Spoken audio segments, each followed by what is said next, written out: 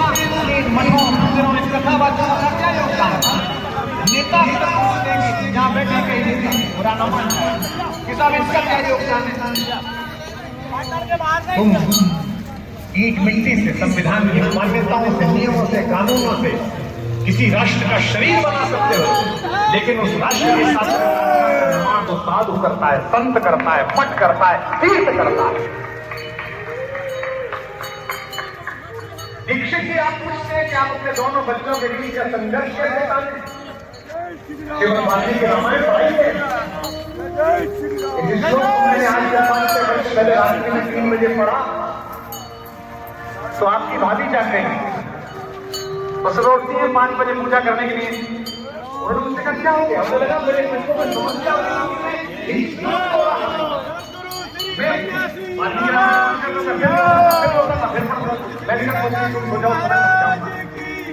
अभिषेक राम जी का हो गया।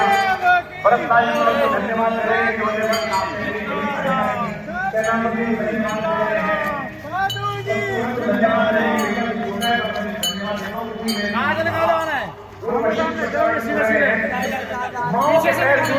के पास पहुंचे तो छिटके तो राम जी ने आंख करेगी कि सबसे पहले यहाँ ले, वहां लेते हैं।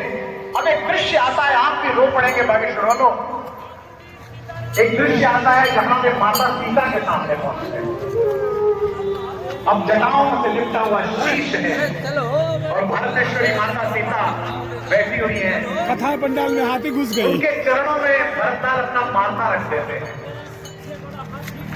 कवि लिखता है, महाकवि लिखता है, कवियों का कवि लिखता है, जिसकी आदि कविता में वाणी कल्याणी ने प्रवाह पाया, जिसके कारण मुझ जैसा सामान्य मूर्ख एक सामान्य गृहस्थ अपनी बात कहने के योग्य हुआ इन लाखों हजारों लोगों में।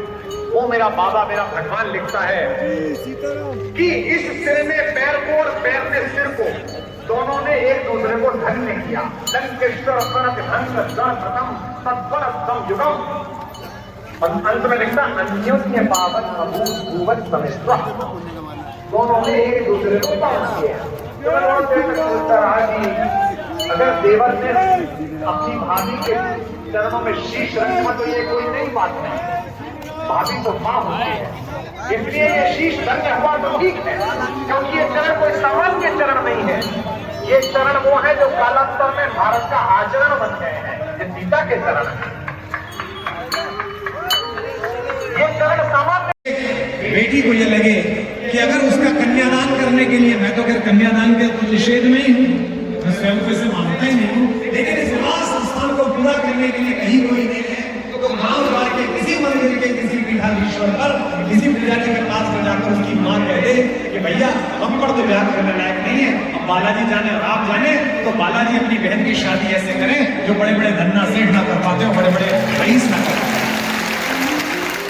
इस संकल्प के लिए अपनी संचित राशि में से जो आप दान देते हैं, आपका मन बनता है कि मैं भी कुछ दे जाऊं, मेरा भी कुछ लग जाए, ये सतोगुण है। सड़क पर निराश्रित घूमते हुए एक पशु को कुछ बच्चे कुछ शैतान बच्चे मार रहे हैं, आप उन्हें डांटते हैं। उस निराश्रित गैया को, उस निराश्रित धर्म के प्रतीक बनकर युधिष्ठिर के साथ गए कुत्ते को, शीतला माता के समय पूछे जाने वाले गधे को जब आप बचाते हैं तो ये आपका सतोगुण है। जब आप सुबह सुबह स्नान करके नहा के धो के कपड़ा पहनते हैं, ये वाली धोती साफ है, ये वाली शर्ट साफ है, मैं जरा बाल ठीक से बना लूं, तो ये रजोगुण है और ये कोई खराब बात नहीं है।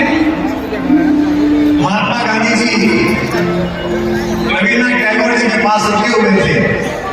बाहर बहुत सारे शिष्यों की भीड़ थी जो टैगोर को देखना चाहते थे और गांधी जी से मिलना चाहते थे। जैसे हम और हमारे भैया भरतलाल बैठते हैं तो वहां बहुत भीड़ इकट्ठी हो जाती है। इन्हें लोग मिलना चाहते हैं, देखना चाहते हैं। कुछ लोग मेरे आकर्षण में भी आ जाते हैं कि भैया आए, दर्शन कर ले, देख ले, फोटो खिंचा ले। तो टैगोर साहब बहुत देर तक बाल काटते रहे, दाढ़ी के बाल ठीक करे, अपने बाल ठीक करे, कपड़े ठीक करे। तो गांधी जी को शंका हुई।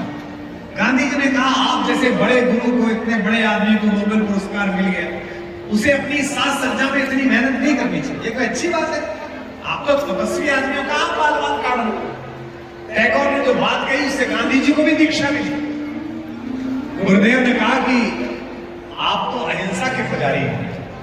हिंसा केवल मारने से नहीं होती, किसी के मन के भाव की हत्या भी हिंसा होती है। कार खरीदना, बड़ा मकान बनाना, बड़ा धन कमाना, अच्छे से विवाह संस्कार बच्चों के करने, बड़ा सब कुछ बड़ा बड़ा करना, ये कोई अपराध नहीं है। बस एक अपराध है, अगर ये धन संग्रह परमिला से किया हुआ है तो अपराध है। ये धन संग्रह पुरुषार्थ से किया हुआ है